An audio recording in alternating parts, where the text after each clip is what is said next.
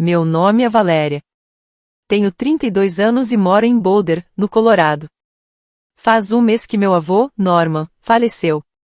Ele tinha 83 anos. Ele foi o único da família que trabalhou duro a vida toda.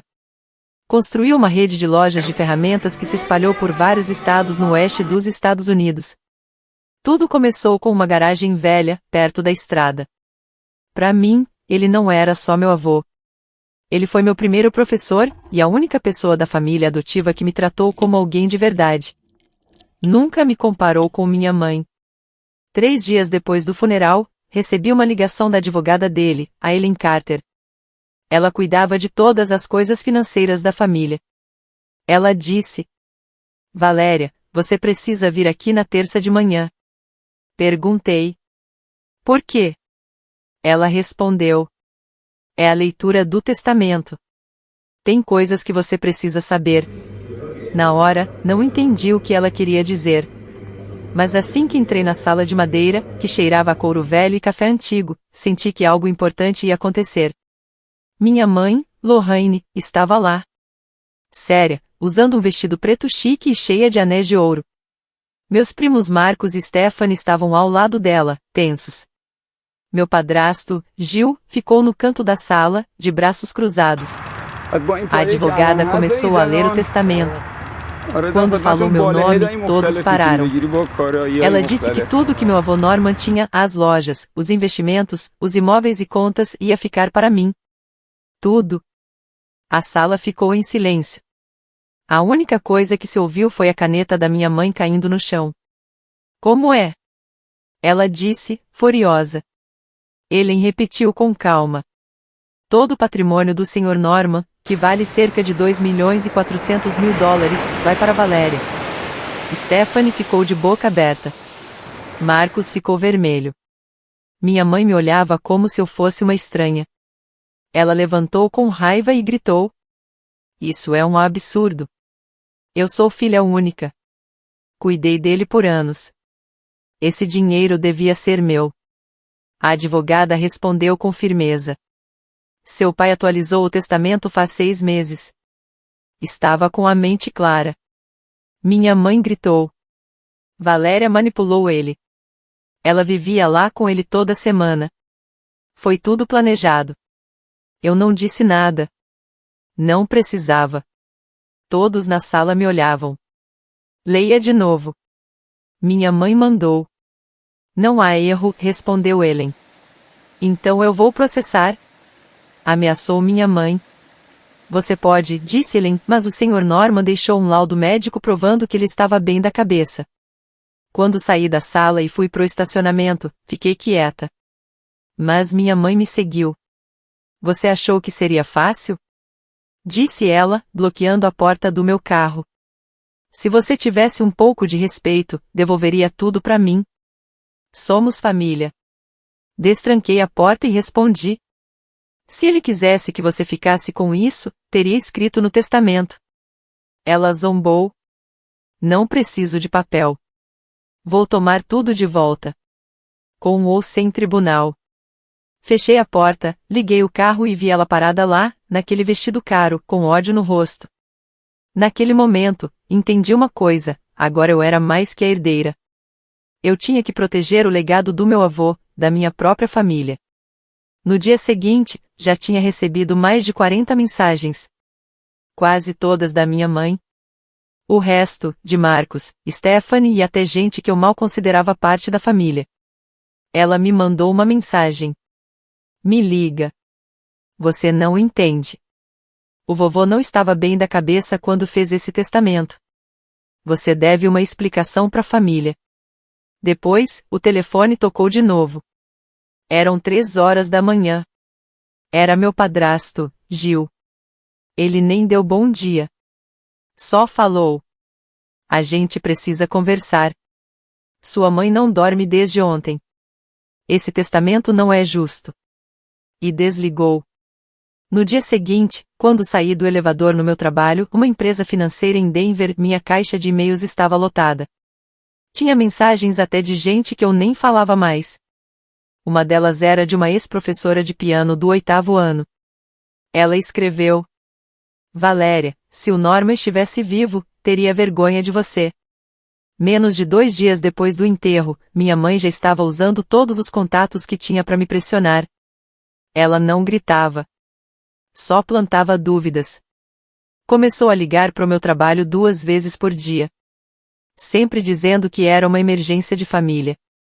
Na terceira vez, minha chefe do RH, a Darlene, me chamou para conversar. Ela falou: Valéria, não quero me meter, mas isso já está atrapalhando o seu trabalho. Tem algo que eu precise saber? Eu engoli seco e respondi: é uma briga por herança. Minha família não aceitou o testamento do meu avô. Darlene me olhou por alguns segundos, depois disse: vou te dar um conselho. Contrata um advogado. E deixa com a recepção uma lista de números que eles não devem passar para você. Naquela noite, liguei pro Ethan, meu ex. A gente tinha terminado fazia quase 1 ano, mas ele ainda era a única pessoa em quem eu confiava nessas coisas. Ele é advogado e conheceu meu avô várias vezes. Depois que contei tudo, ele disse: nossa, isso tá pesado. Respondi: parece que estão tentando acabar com a minha reputação. Ele pensou um pouco e falou: não posso ser seu advogado por causa do nosso passado, mas posso te indicar alguém bom. No dia seguinte, conheci a Karen Bell.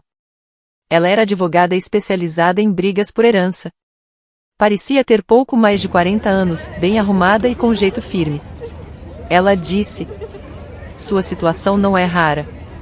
Mas o jeito rápido que tudo está acontecendo mostra que eles já tinham algo planejado. Talvez até com documentos prontos para ir para a justiça. Eu fiquei gelada. Mesmo com um testamento legal? Karen respondeu: as pessoas nem sempre processam para ganhar. Elas processam para te cansar. Essa frase ficou na minha cabeça por dias. Na semana seguinte, começaram a chegar coisas estranhas no meu trabalho.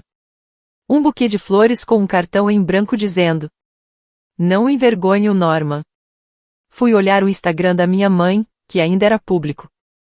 Ela tinha postado uma foto do lado de um SUV novo, com a legenda: curando com força e resiliência. O carro era um Audi Q8. Valia mais que meu apartamento. Tirei print e mandei para Karen. Quer mais prova? Perguntei. Ela respondeu na hora: sim. E comece a gravar todas as ligações. Você pode, se uma das partes concordar. Quanto mais sua mãe fala, mais prova você tem. 3 dias depois, a Stephanie me ligou. Por que você tá sendo tão egoísta, Val? Disse ela, com raiva. Você sabe que ele só deixou isso tudo pra você porque você ficou na cabeça dele. Eu perguntei: e cadê a prova disso? Ela ficou ainda mais brava. Você acha mesmo que a gente vai deixar você ficar com tudo? Eu dei uma risada sem graça. Se o vovô deixou tudo claro no testamento, não tem mais o que discutir. Naquela noite, vi riscos fundos na lateral do meu carro, como se alguém tivesse passado uma chave. Não tinha bilhete, nem mensagem. Mas eu sabia. No dia seguinte, pedi as câmeras de segurança do prédio.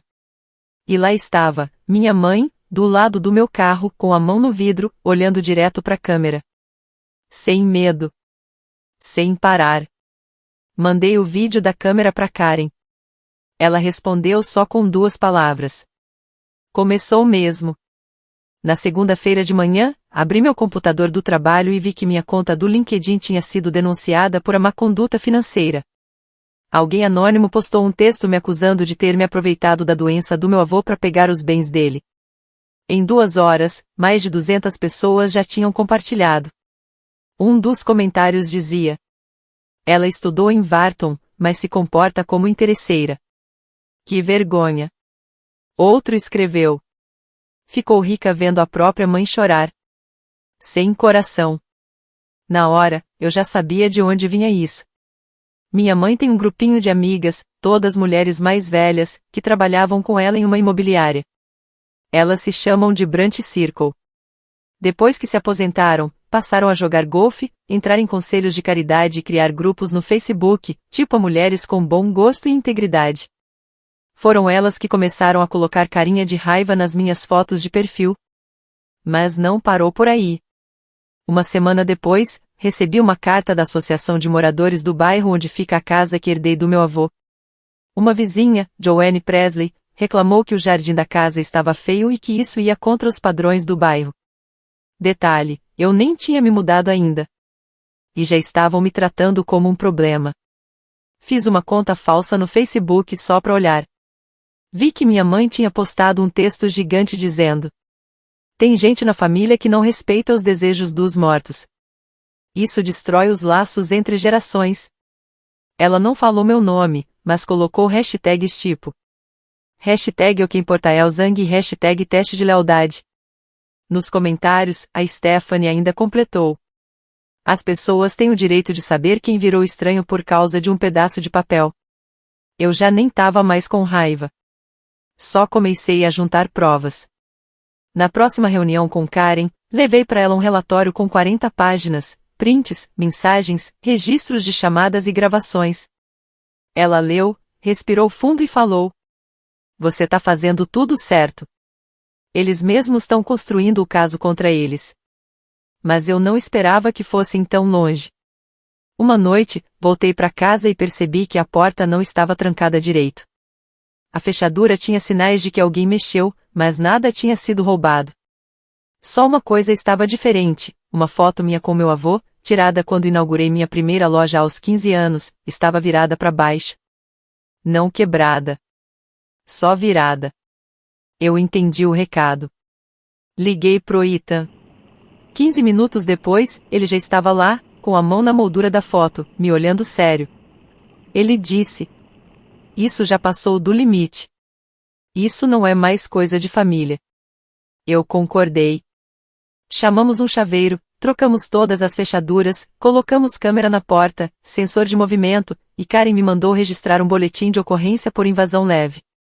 Ela também mandou um e-mail jurídico para minha mãe, dizendo que ela tinha que parar com tudo imediatamente. Achei que nada mais podia piorar.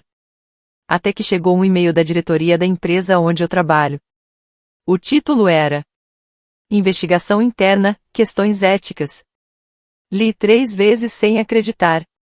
Alguém da empresa, anônimo, claro, disse que eu estava usando minha herança para manipular relatórios, prometendo investimentos e depois desistindo, o que afetava a imagem da empresa. Primeiro achei que era só mais uma ameaça. Mas depois que falei com o setor jurídico da empresa, percebi que, por causa da pressão externa, eles eram obrigados a investigar. Um deles me disse: Valéria, a gente não duvida de você. Meu supervisor falou de forma bem clara: a gente acredita em você. Mas quando tem muita acusação pública, a empresa precisa se proteger. Saí da reunião tremendo. Fui direto pro café onde sempre encontrava a Karen. Entreguei para ela todos os documentos, a denúncia oficial, prints das postagens, e uma última coisa que eu tinha guardado. Era uma mensagem da Stephanie, de uma semana atrás. Se você não dividir, vai ver do que as pessoas são capazes. Karen leu com calma e soltou um suspiro. Você já tem provas suficientes. Não só para se defender da sua mãe, mas para mostrar que estão tentando destruir sua reputação de propósito. Isso pode até virar caso criminal. Eu não disse nada. Só lembrei de uma coisa que o vovô Norman me falou quando eu tinha 16 anos.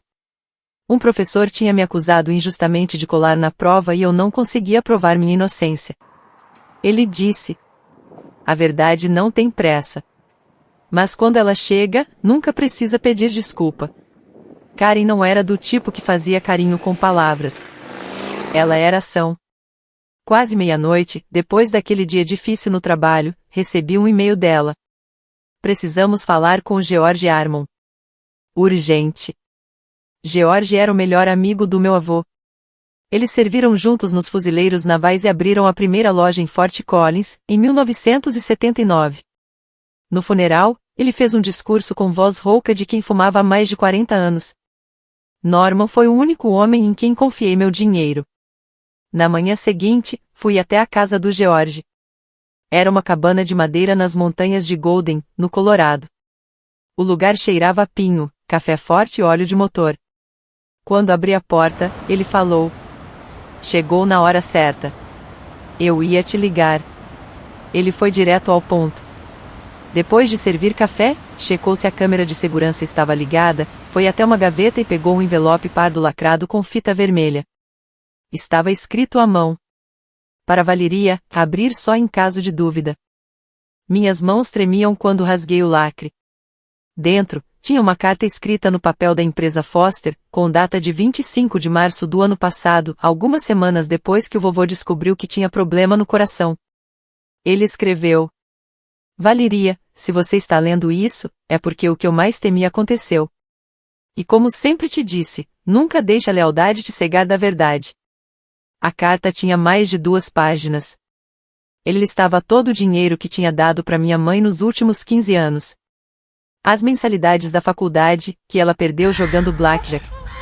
Os $25.000 que ela disse que seriam para terapia, mas usou para comprar parte de um salão de beleza que ela largou depois de 3 meses. E no final da carta, uma frase marcada em negrito. Não deixei nada para minha filha porque ela rejeitou tudo que sempre valorizei. Você, Valeria, foi a única que nunca me pediu nada. E é exatamente por isso que você merece tudo. Fechei a carta com os olhos ardendo. George falou baixinho. Isso não é tudo. Norman guardava o registro de cada centavo que dava. Tá tudo no galpão lá nos fundos. Perguntei. Mas o quê? Ele suspirou. Semana passada alguém invadiu o galpão. A fechadura estava arrombada. 2 caixas no galpão tinham sido mexidas. Não levaram nada, mas dava para ver que estavam procurando alguma coisa. Fomos andando até lá em silêncio. Pela primeira vez, vi o George abalado. Ele segurava a bengala com força, como se estivesse pronto para se defender, caso alguém aparecesse de novo. O caderno de couro ainda estava lá. Estava coberto de pó, mas inteiro. Quando abri, vi que ele tinha anotações feitas à mão, tudo certinho, com a assinatura do meu avô, N. Foster. Cada transação tinha uma explicação, mesmo as que foram deixadas de propósito um pouco vagas. Uma delas dizia: Stephanie prometeu pagar em 6 meses. Nunca pagou. Fotografei cada página. Quando cheguei em casa, escaneei tudo e mandei por e-mail para Karen e pro Ethan. O e-mail era criptografado, só eles podiam abrir. 1 hora depois, Ethan apareceu no meu apartamento. Abriu o notebook, usou um programa especial para puxar os dados e apontou algo que eu não tinha visto. Cada entrada desse caderno bate com as transferências bancárias do seu avô, ele disse. Karen tinha conseguido os extratos bancários por via judicial. Ou seja, meu avô não só anotava tudo à mão, ele rastreava os pagamentos digitalmente. Com número de conta, valor e destinatário. E a maioria das transferências ia para contas no nome da minha mãe ou da Stephanie. Inclusive contas de faculdade. Nesse momento, Karen ligou. Valeria, agora temos provas reais de má conduta financeira. E temos a carta assinada mostrando a intenção do seu avô. Se eles entrarem com processo, podemos contra-atacar com uma ação por difamação e danos à sua imagem. Meu coração disparou. Mas não era medo. Era alívio. Pela primeira vez em semanas, eu me senti acompanhada nessa briga. Naquela noite, coloquei na minha mesa o caderno do vovô, a carta escrita por ele, os prints das mensagens e o HD com as ligações de ameaça gravadas. Eu não precisava gritar. Eu tinha a verdade. Na manhã de sexta, às 7 horas, recebi uma mensagem da minha mãe. Domingo, 18 horas. Casa antiga. A família precisa conversar. Sem advogados. Sem desculpas. Era uma ordem, não um convite. Como se eu fosse uma funcionária atrasada no relatório. Mandei um print da mensagem para Karen. Ela respondeu. É uma armadilha. Mas vá. Vá preparada. Ethan se ofereceu para ir comigo. Eu recusei. É isso que eles querem. Eu tenho que entrar sozinha. Mas não estou desprotegida. Ele entendeu. Então vou te esperar no carro, 1 rua depois. Antes de sair, imprimi cópias da carta do meu avô, do caderno financeiro e dos extratos bancários. Guardei tudo em uma pasta preta com elástico. Eu só mostraria se fosse preciso. Cheguei na casa às 18 horas em ponto. Luzes acesas, porta aberta. O ar estava pesado. Minha mãe estava sentada no meio da sala, vestida com um tom escuro de violeta, colar de pérolas e batom vermelho. À direita dela, Stephanie, sem olhar para mim. À esquerda, Marcos, com cara fechada. Meu padrasto, Gil, estava perto do bar, segurando uma garrafa de uísque. Mas o que me chamou mais atenção foram dois homens que eu nunca tinha visto, sentados na ponta da mesa. Ternos cinzas, pastas de couro, o tipo de homem que não aparece num jantar de família. Minha mãe começou a falar, com um sorriso falso no rosto. Valeria. Esses são o Sr. Dennis e o Sr. Kramer, disse minha mãe. São consultores financeiros independentes. Vieram ajudar a resolver esse mal-entendido. Eu respondi. Meu advogado não foi avisado dessa reunião. Coloquei minha pasta no colo. Ela rebateu. Porque você mesma disse que não queria advogados. Isso aqui é um assunto de família, não um tribunal. O Sr. Dennis abriu a pasta dele e tirou um monte de papéis. Preparamos um acordo de transferência para a administração dos bens, com o objetivo de manter o legado do Sr. Norman e equilibrar o dinheiro da família. Transferência para quem? Perguntei, mesmo já sabendo a resposta. Para a Sra. Lorraine, respondeu o Sr. Kramer. De acordo com o espírito e a intenção do falecido. E qual é a base para essa tal intenção espiritual? Perguntei, com calma. Stephanie interrompeu. Val, por favor. A mamãe só quer ser justa. Todo mundo sabe que o vovô já não estava muito bem da cabeça no fim. Peguei um documento da minha pasta. O relatório do Dr. Charles Landon, que cuidou do meu avô nos últimos 2 anos, diz que ele estava totalmente lúcido 6 meses antes de atualizar o testamento. Marcos balançou a cabeça. Você sempre vem armada com papel, né? Mas nem tudo se prova com documento. Talvez não, respondi, puxando a carta manuscrita. Mas e se eu tiver uma carta pessoal que ele me deixou, escrita antes de morrer? A sala ficou em silêncio. Coloquei a carta na mesa. O título era claro, com a letra do meu avô. Para Valeria, em caso de dúvida. Minha mãe não tocou na carta. Ela olhou para Dennis, que engoliu seco e começou a juntar os papéis dele. Ainda não acabei, falei com a voz firme. Peguei mais 3 coisas da minha pasta. Um extrato bancário. A lista de transações com as anotações do meu avô. E um print de uma mensagem que a Stephanie me mandou. Se você não dividir igualmente, vai ver do que somos capazes. Isso prova que eu fui pressionada. E mostra que houve tentativa organizada de tomar o que é legalmente meu. Stephanie ficou pálida. Gil bateu o copo na mesa e derramou bebida. Minha mãe falou entre os dentes. Valeria, você está destruindo essa família por causa de dinheiro. Me levantei devagar e respondi com voz afiada. Não. Estou protegendo a única coisa que restou do vovô, a confiança dele. Vocês venderam isso faz tempo. Peguei minha pasta, olhei para os 2 homens de terno ainda congelados nas cadeiras e disse com frieza.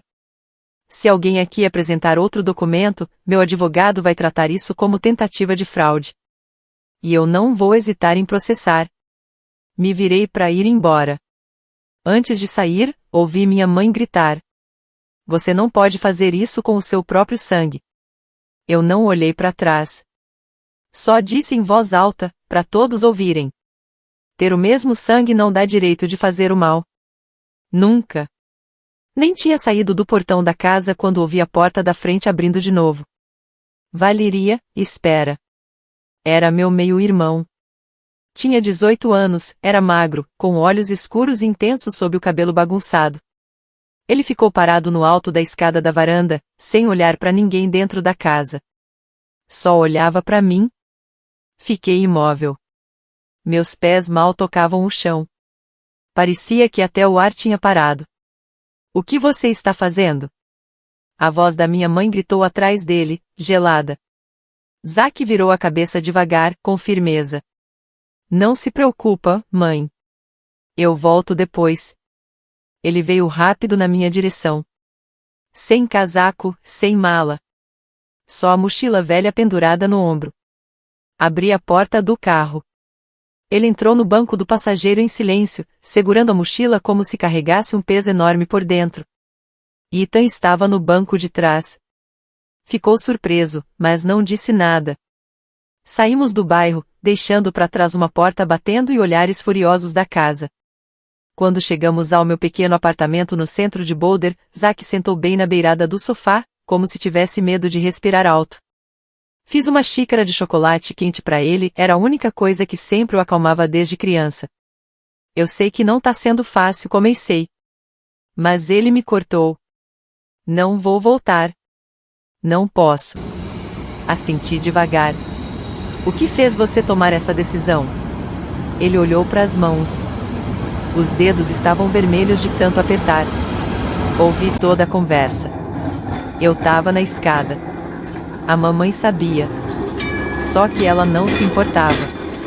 Fiquei quieta. Deixei ele falar. Ouvi ela te chamando de interesseira, falsa. Mas, quando você mostrou as provas, ela mudou na hora. E quando você saiu, ela falou pro Marcos, se aquele garoto se virar contra a gente, corta a mesada dele. Zack respirou fundo. Não sou mais ingênuo, Val. Agora eu entendo. Ela só se importa com ela mesma. Coloquei a mão no ombro dele. O Marcos sabia que você estava ouvindo? Sabia. Ele riu com amargura. Olhou para mim uma vez e virou o rosto. E aí, Stephanie? Só ficou olhando pro chão. Me levantei e fui pegar mais água. E agora, o que você quer? Quero entender o que o vovô realmente acreditava. Quero saber o que você vai fazer com a herança. Levantei, peguei a carta do vovô e o caderno com as finanças. Entreguei tudo pro Zack. Ele leu página por página, calado, até chegar na parte que dizia: Zack, o único que ainda manda carta de agradecimento todo aniversário. Os olhos dele se encheram de lágrimas. Ele se lembrava. Viu? Ele se lembrava de tudo, eu disse. E ele não deixou isso comigo só porque confiava em mim. Ele queria que alguém fizesse a coisa certa. Zack se ajeitou no sofá, com um brilho novo nos olhos. Então me deixa fazer parte disso. Como assim? Perguntei. Eu sei trabalhar com dados. Tô estudando análise de negócios. Posso te ajudar a organizar as finanças da loja, se você for continuar com o negócio do vovô. Quero aprender desde o começo. Fiquei parada. Não era surpresa. Era emoção. Tem certeza? A mamãe vai te cortar. Zack deu de ombros. Ela já me cortou no dia em que me recusei a mentir na minha inscrição da bolsa de estudos. Eu ri. A primeira risada em dias. Beleza, então começamos na segunda. Bem cedo. Vai ser puxado. Eu já trabalhei num centro de resgate de animais. Já limpei jaulas. Acho que consigo lidar com números. Nós dois rimos. E, pela primeira vez, eu não me senti mais sozinha. Naquela noite, mandei um e-mail para Karen. Zack está comigo. Agora temos um segundo aliado. Levei quase 2 meses para colocar tudo em ordem de novo. Algo que eu pudesse chamar de vida estável. O tribunal aprovou o testamento final do vovô Norman sem ninguém contestar. Karen chamou isso de uma vitória silenciosa. Mas eu sabia o motivo real. Minha mãe não entrou com recurso porque as provas que eu tinha poderiam acabar com a reputação dela ou até abrir um processo por abuso financeiro contra um idoso. Em vez disso, ela sumiu das redes sociais, apagou todas aquelas postagens indiretas sobre mim e foi morar um tempo com a irmã dela no Arkansas. Stephanie pediu demissão do cargo de gerente regional. Marcos vendeu o carro caro e saiu do grupo de golfe que ele sempre dizia ser a elite. Eu não me senti vencedora. Só senti alívio. Com a ajuda da Karen e de um consultor financeiro chamado Thomas, comecei a organizar todo o patrimônio do vovô. Primeiro, criei a Fundação Norman Foster, uma ONG para ajudar jovens de 17 a 24 anos de comunidades de baixa renda no Colorado com cursos e bolsas para aprender a empreender. No primeiro slide da apresentação interna da fundação, escrevi só uma frase. Nem todo mundo tem alguém como meu avô. Mas todo mundo merece uma chance de verdade. Zack criou o logo da fundação, um martelo em cima de um caderno, com fundo azul escuro. Ele disse: o vovô sempre dizia que dinheiro se usa com a cabeça, não só com a mão. A gente riu, e mandamos registrar o logo na mesma semana. Segundo, criei um fundo de estudos pessoal pro Zack. Não chamei de ajuda. Chamei de investimento estratégico. Entreguei o contrato para ele e disse: para manter isso, precisa ter média acima de 3,5 e me mandar um relatório de progresso todo semestre. Sem exceções. Zack assinou na hora, sem pensar duas vezes. Posso fazer no Excel, se você quiser. Eu sorri. Ótimo. Porque eu acabei de comprar um sistema de controle financeiro só para você treinar. Ele sorriu daquele jeito. Um sorriso leve, como se, por um momento, tivesse esquecido que já tinha sido ferido pela própria família. Talvez porque, pela primeira vez, alguém acreditou nele. Terceiro, e mais difícil, criei um fundo de apoio condicional para minha mãe. Karen me perguntou de novo. Tem certeza? Ninguém tá te obrigando a fazer isso. Eu só balancei a cabeça. Não tô fazendo por ela. Tô fazendo por mim. Para eu não virar a pessoa amarga que ela dizia que eu seria. O fundo era pequeno, $120 mil, divididos em 10 anos. Mas com regras claras. Ela teria que fazer terapia. Não se meter em mais nenhuma briga ou decisão financeira sobre o testamento. E manter uma conta bancária monitorada por um consultor neutro. Se quebrasse qualquer regra, o dinheiro pararia para sempre. Quando tudo foi assinado, Karen me olhou e disse: você tem limites melhores do que 80% dos meus clientes. Seu avô teria orgulho. Não respondi. Só pensei em como ele me ensinava a dobrar notas certinhas. Números claros ajudam a manter a cabeça no lugar, ele dizia. Em março, fiz o lançamento da Fundação Norman Foster no Salão Comunitário de Boulder. Vieram quase 200 pessoas. Autoridades locais, ex-funcionários da Foster Supply e amigos antigos do meu avô que antes foram estagiários, e hoje são lojistas, engenheiros e pequenos empresários. No palco, eu não fiz um discurso longo. Só contei uma história. Quando eu tinha 14 anos, meu avô me perguntou: você sabe por que o martelo tem a cabeça de metal e o cabo de madeira? Eu chutei, para pregar os pregos com mais facilidade. Ele balançou a cabeça e disse: porque força e flexibilidade precisam andar juntas. O metal dá força.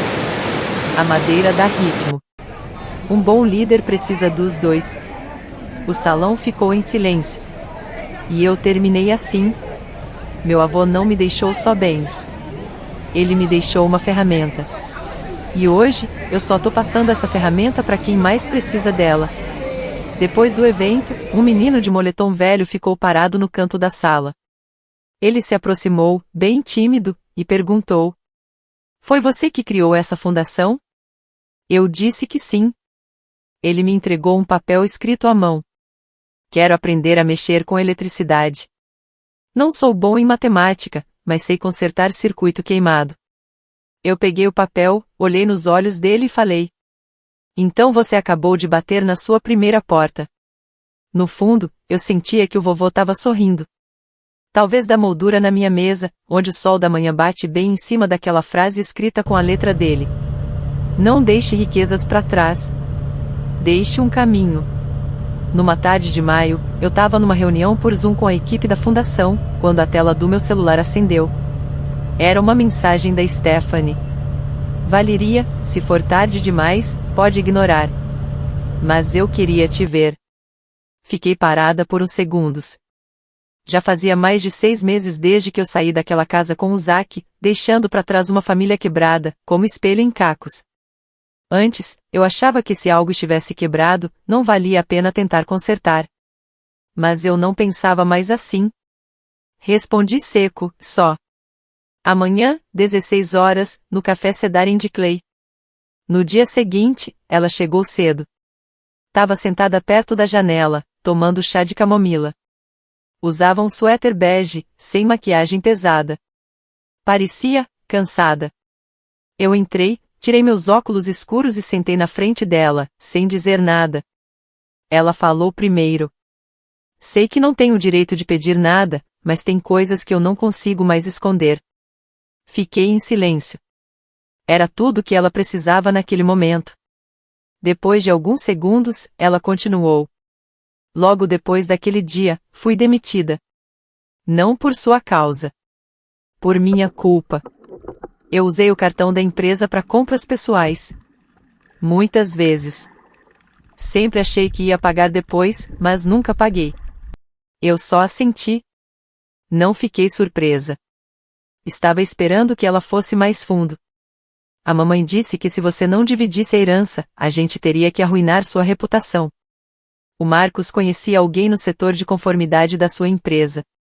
A ideia era mandar uma denúncia anônima. E eu concordei. Minha garganta apertou. Meu não. Ela olhou para mim. Os olhos vermelhos, inchados. Então, por que você não fez nada?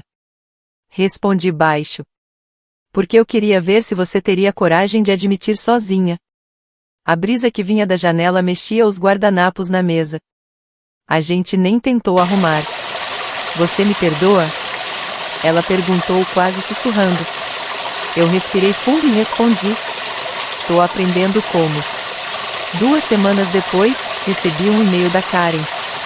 Como a Lohane começou a fazer sessões de terapia direitinho, ela acabou de mandar a confirmação do Evergreen Mental Wellness Center. Então, o fundo de apoio vai continuar.